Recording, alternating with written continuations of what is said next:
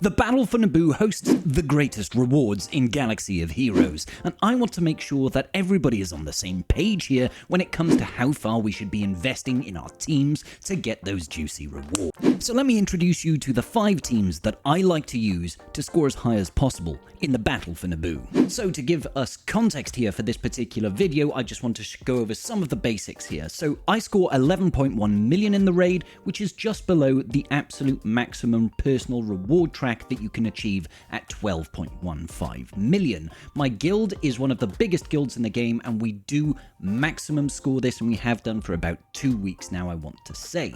So I'm in a position where I don't need to invest in any more teams. That being said, let's kick it off. Our first team of the evening is going to be our Luminara. This is a combination of some of the worst Galactic Republic Jedi that you could possibly find on any planet, anywhere. Essentially, it is a Luminara lead featuring Qui-Gon Jinn, Kit Fisto, Plo Koon, and Aayla Secura. Now, this team doesn't need to be made up of this particular comp, and if you don't have a Kelleran Beck and Ki-Adi-Mundi team that you can run separately, you are actually better off using some of those better Jedi like Grandmaster Yoda within this team to make your lives that little bit easier. You could also throw in people like Shaak Ti or Mace Windu. Now, the idea behind this squad is to take advantage of those benefits that go to Galactic Republic Jedi when there is a healer in the leader slot. Essentially, this is going to allow us to deal true damage to the enemy when we have both heal overtimes and protection overtimes. This benefit mostly comes from the combination of Luminara's leadership over here. Her leadership, which does unfortunately require the Zeta, means that whenever an ally gains a buff that they don't have, they are also going to gain heal overtimes for 2 turns. This is also joined by the benefit of using Kit Fisto, who is the one and only source of potency up that is available to be used in this raid. His special over here, which does have a cooldown of 4, passes potency up for 3 turns to all allies. So him paired with Luminara is kind of the core and engine of the team. Outside of that, you do need to have some form of dispelling, so Plo Koon or Shaak Ti are really useful for this team, and then a final unit, which is just whoever you want to throw in. I like to use Aayla Secura. She has a chance to call additional assists. She can also do stunning, but that doesn't really come into play. I use Qui-Gon Jinn here just to fill out this team. We operate at the R5 level, and this team can quite easily get me 1.2 million at the Relic 5 tier. Our other team that we're going to be using is another Galactic Republic Jedi. The main difference between this team and the Luminara team is that the Jedi used in this team are actually good.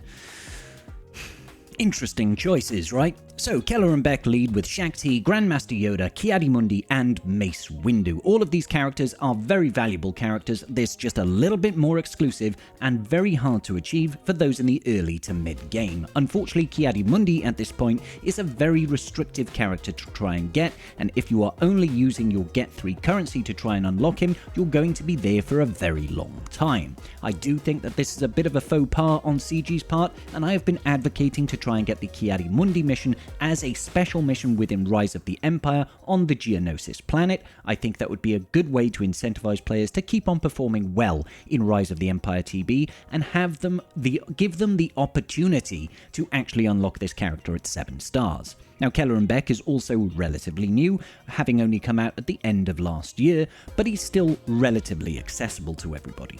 The benefit of this team is that it plays very differently to the Luminara team, and it's actually worth taking them up to higher relic levels. It's not as easy to complete, but essentially you are calling in Ki-Adi-Mundi to do ridiculous damage, one-tapping units to get them through the phases as quickly as possible.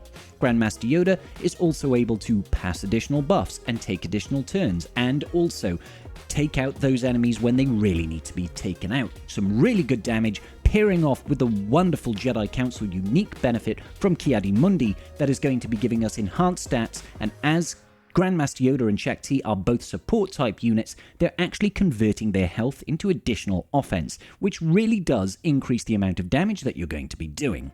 This one here I run at that Relic 7 tier, also works at the Relic 8 tier, and supposedly at the Relic 9 tier. I get a rather juicy 1.8 million out of this team. Our next team is going to be the tried and trusted, the greatest of the greatest Separatist teams that you can play in this raid. Relic 7 across the board, this team is great. a Darth Maul leadership with Sidious and Newt Gunray. The thing that I particularly enjoy about this team is that all of the requirements here are all requirements for various galactic legends in the game. There is no additional investment over what you already need. So, you do need to have additional Zetas on the team in Maul's leadership, and Darth Sidious is unique, but after that, it's not too big of an investment. It's already very useful to have Newt Gunray at this level. He works very well in the greater Separatist team that is Trench getting pulled directly off the bench. This works in particular because Darth Sidious's leadership is getting passed even when he's not in the leadership. It works by basically giving us ramping offense whenever we critically hit the enemy, and Darth Maul is going to be passing the team advantage the whole time, ramping up our offense gradually to get to the point where we just start AoEing waves. There's also some mechanics at play with Darth Maul's basic, which essentially means if he kills a unit in his turn with his basic, he's going to gain 100% turn meter. Unfortunately, it's not a bonus turn, it's just 100% turn meter, so it can get interrupted, but it's still a very useful way of getting through entire waves. For me, I get a rather comfortable 1.8 million to my raid score from this team. I do want to say, if you happen to have your Separatists at Relic 8, in particular with B2, you can very easily do the Relic 8 tier with B2 in the leadership. CG have looked into the interaction between B2 taking bonus turns, and they've decided not to nerf the B2 leadership. I don't use it, I do not have my B2 at Relic 8, but if you already have, it is a very, very reliable team at Relic 8 to take infinite bonus turns and then reduce the enrage meter as you go. I will give an honourable mention as well to B1. B1 can currently hit infinite stacks of B1 if you happen to land him on his turn going into a wave with a pilot callout. If you can do that, you can go back and forth between the space section. It'll infinitely ramp up B1 stacks of his droid battalion, which turns out to increase his offense exponentially. They are looking into this, and I would not be surprised if the B1 interaction does get fixed, so I do not advise anybody take their B1 up to Relic 8 if their sole purpose is for using him in this raid. Coming up next is going to be my R8 Gungan team. This team is one that everybody should be investing in if they want to have an easy time with the raid. The Gungans are fantastically reliable, do not need the Omicron for the raid, and they do not even need Jar Jar Binks. Take the Gungans up as high as you are willing to go, and they will pay off in dividends for this raid. Very, very easy, probably one of the only teams in the raid that you can just go in and hit auto, maybe with a little bit of manual targeting to make sure you get rid of those high priority units like Droideka or the Staps, and maybe just a little bit of interaction with the fleet special abilities to make sure you get it done in the right order. Very, very reliable. I highly recommend this team as a no-brainer, saves you time and hair loss. And finally, my favourite team within this raid right now is the only team that I run at the Relic 9 tier, is the Queen Amidala trio.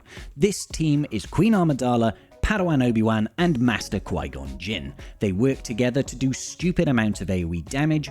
The big proviso for this one is... The big issue with this team, though, is the RNG is through the flippin' roof, guys. I cannot dance around that fact. It is not a fun team to play.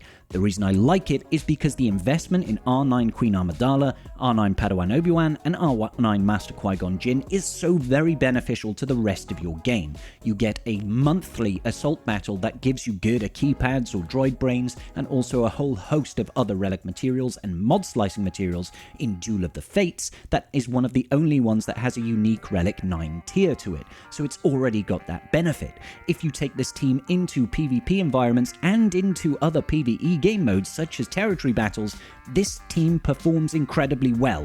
You just need to throw in some additional units. You can throw in additional units, so long as they're Galactic Republic, into this team to make it perform better, ideal characters being R2-D2 and the like, but they are not required. The more characters that you add and mod well for this team, the better off the team is going to perform at that Relic 9, but you only need these three in order to hit that max score, and that in itself is incredibly valuable.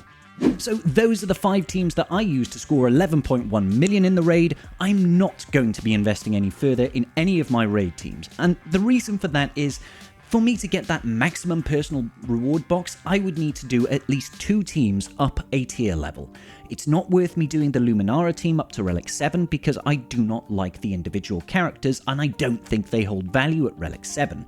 I don't really want to take Maul Trio up to Relic 8 or the B2 team. It just, to me, it doesn't feel like it holds good value in general. The Gungans I could take to Relic 9, but again, that seems a very steep investment even if I only did 4 of them to Relic 9.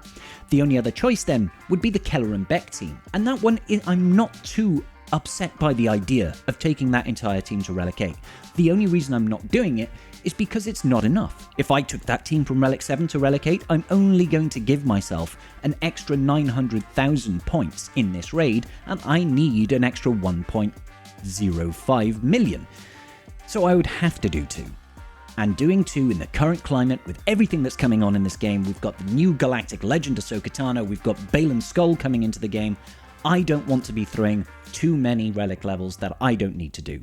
Like I said, my guild already hits that maximum box, so I'm not going to be earning any more rewards from the raid, except for that personal rewards. And the cost for me to hit that next tier in personal rewards, it just isn't worth it. And that's the way that you guys should be looking at it as well. Let me know in the comments section down below, what is your personal raid score, how do you find this raid, and what improvements would you make? Alright, that's going to do it for now, guys. I'll see you all in the very next video. Peace out, and may the Force be with you.